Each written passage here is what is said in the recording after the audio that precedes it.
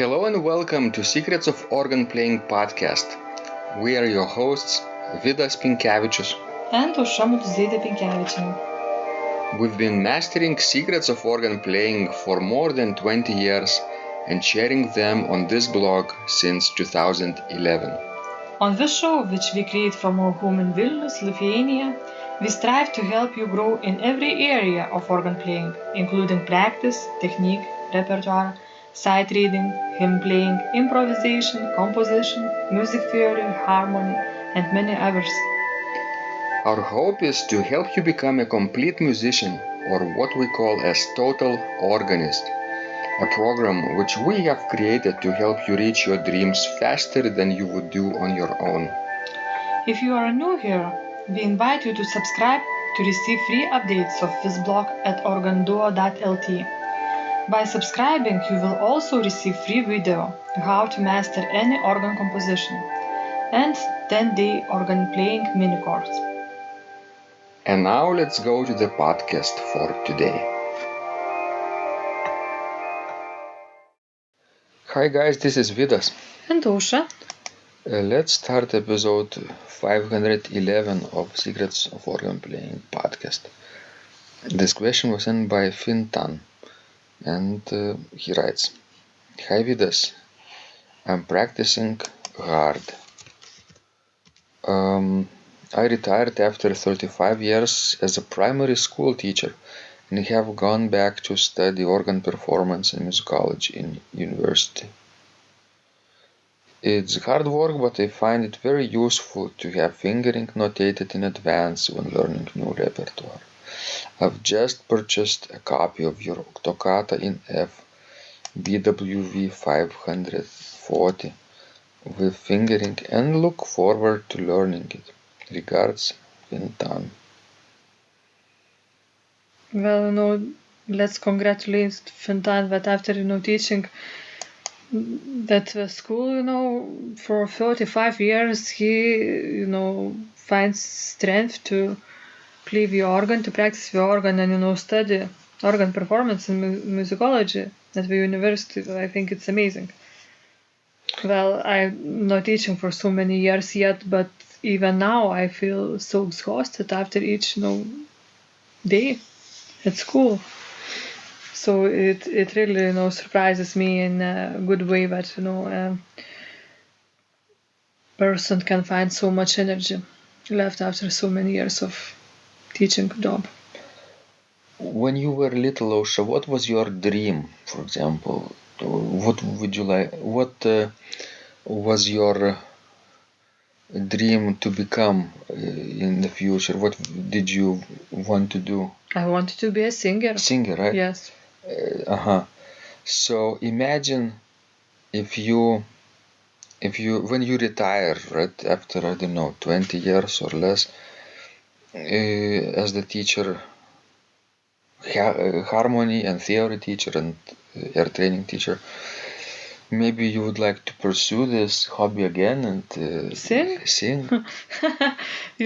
I think this little bit of voice that I still have left, I think will, leave my body after teaching for, let's say, 20 more years. Because you're using your voice every day. I know, and, it leaves me right now, sometimes, in the middle of, my classroom.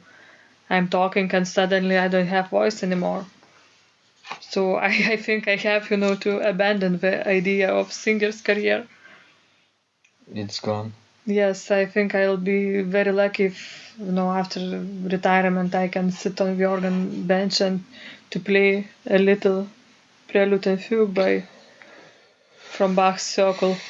I know what you mean, but does singing still fascinate you?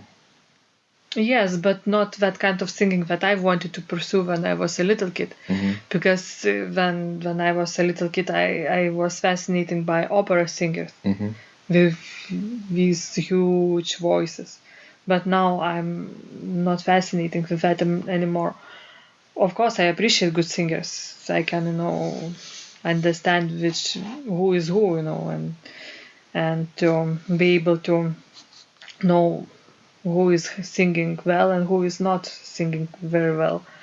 But now I'm fascinated with the early music singers that don't project so much of the power of a voice, but that can control it and sing polyphonic music, for example. In a good style. Yes. I see. But if putting things aside that are stopping you, right? Your voice limitations, your everyday using of your voice, right? And you understand that this is not possible, right, for you. If it was possible, right? If you didn't damage your voice, when you retired, would you still have this passion for singing?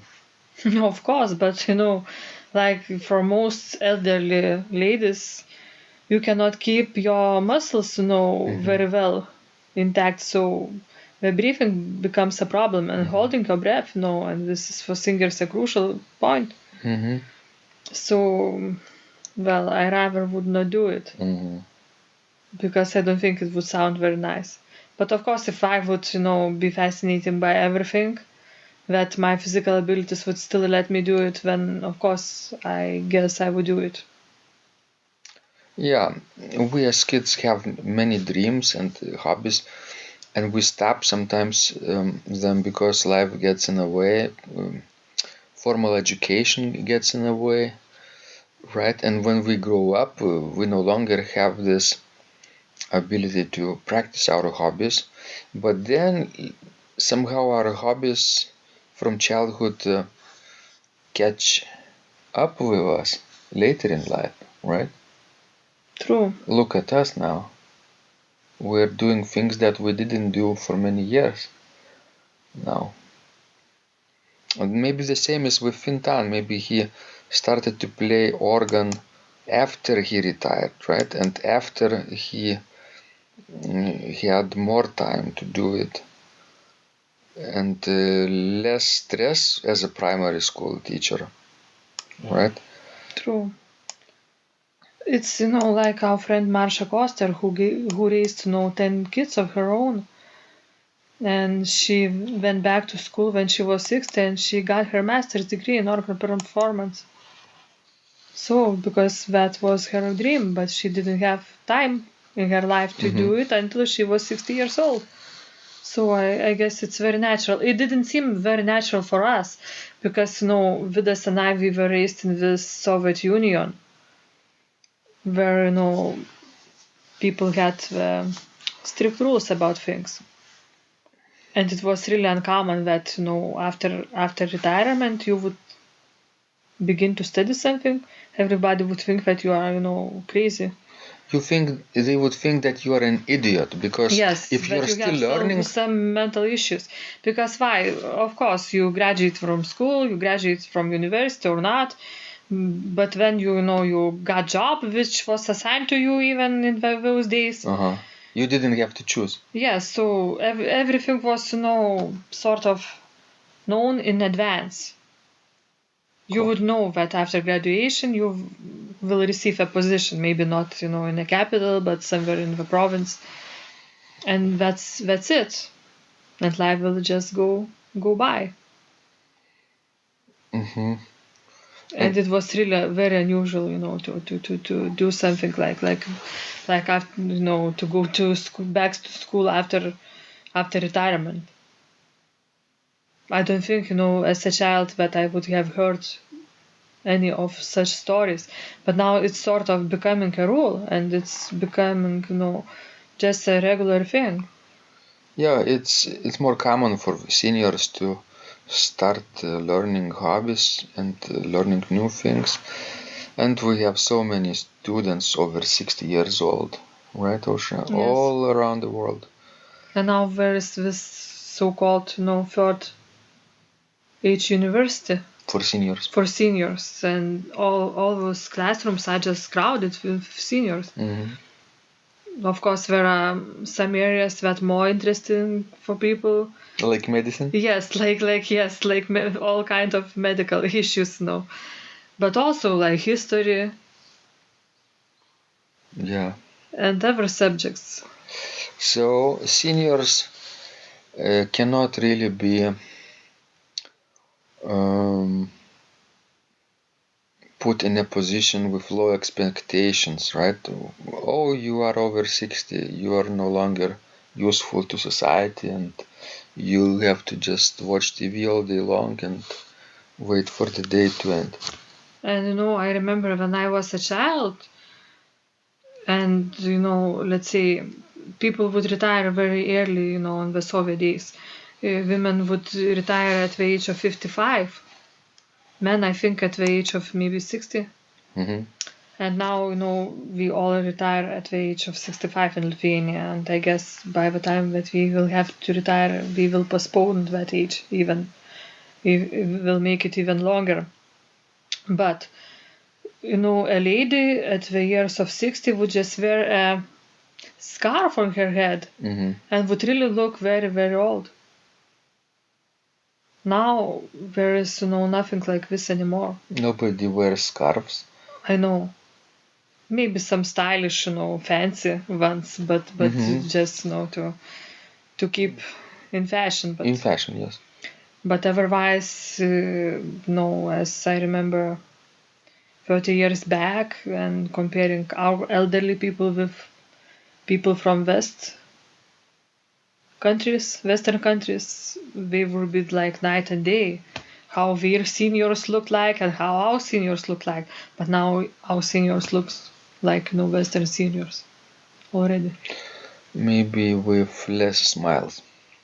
Well, yes. Yes. But still, if you wouldn't look at the smile only about appearance, you wouldn't recognize who's who. True. So I can only congratulate Fintan and others who decided to pick up their dream of learning organ playing at the age over 50, 60 years old, sometimes 70 years old. I guess he is not a beginner. He just went back to I guess because of a piece that he purchased. Yeah, Toccata and Fugue in F major. In F major. BWV 540 is a very advanced piece. So that's what I'm guessing, that he played the organ, but because of the teaching he had to stop practicing, or to quit practicing, and now he has more time, so he went back to his dream. Yes. And we all should pursue our dreams, or just simply do things that we are meant to do, right? Because if we don't do it, we will feel miserable. Don't you think, Osha? Yes, I guess we would regret it at the end of our life. Yes. Thank you, guys. This was Vidas. And Osha. Please send us more of your questions. We love helping you grow. And remember, when you practice, miracles happen. This blog is supported by Total Organist, the most comprehensive organ training program online, where you will find courses for every area of organ playing, including technique, practice, sight reading, repertoire playing, hymn playing, improvisation, composition, music theory and harmony, with hundreds of scores and thousands of exercises. Here is what some of the students are saying. Hugh writes, "The sight reading course has helped me tremendously. Thank you very much for your essays, courses, and all your help." Robert writes, I found the fingerings, registration ideas, and general comments to be excellent. John writes, I have found your download very helpful. It was really excellent. I have watched some of your teaching videos, and when I read your instructions, I tried to imagine you are there teaching me. You may feel disappointed that I am 2-3 days behind, but I am a slow learner, and I have committed to taking the time to get it right, as you say. But the other night my wife commented that she had never heard me play such a detailed melody in the left hand so well. My left hand is generally poor. Robert writes, "It has been a great pleasure in my life of having discovered your courses and material as well as the YouTube work of recordings. You have a calm and pleasant way of teaching."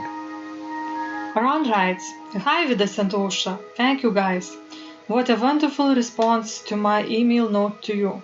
You've got me right, and I feel you understand my level of playing. Yes, at home and lucky that I have an organ for that reason. I am paying attention to this, and I am going to try this haha no longer secret model. Yes, and I love Cesar Frank too. What is very nice about your blog podcast is that Ausra and Vidas are like a Socratic dialogue, and by bouncing things off of each other, so much more information comes out and is expressed. Your comments contain a wealth of information and understanding. I really appreciate this. It is very inspiring and will keep us moving forward." Would you like to receive the same or even better results that our students are getting? If so, join them at organduo.lt/total-organist. And of course, you will get the first month free too. You can cancel anytime. Also, if you haven't yet subscribed to receive free updates of this blog, make sure you do that at organduo.lt. By subscribing, you will also receive free video, how to master any organ composition and 10-day organ playing mini course. This was Vidas. And Ausra from Secrets of Organ Playing. And remember, when you practice, Miracles happen.